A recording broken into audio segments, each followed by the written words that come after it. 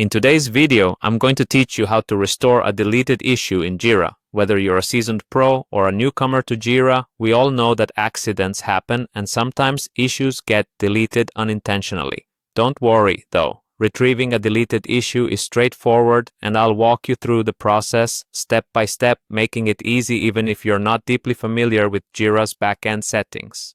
First, get started by navigating to the Jira website on your preferred web browser. Once there, you'll want to click on the Google button to sign in.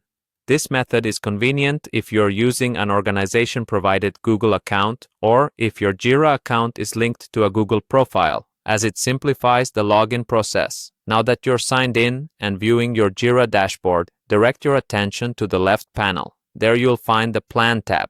Clicking on this brings you to a section that's crucial for accessing your administrative settings. After you're in the Plan tab, look for three dots, commonly known as the More Options menu. Clicking these dots opens a small drop-down menu of additional options. This is where you'll find specific settings that aren't immediately visible on the main dashboard.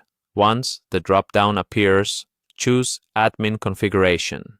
This takes you into the more detailed back-end settings, where as an administrator, you have the ability to manage and modify your project's technical details. Next, at the top left corner, there should be a drop-down menu labeled. You'll want to select Project from this drop-down. Selecting Project refines your options to those specifically relevant to the ongoing projects and related settings, making it easier to find what you need without sifting through unnecessary data. Now, look for a section labeled Trash.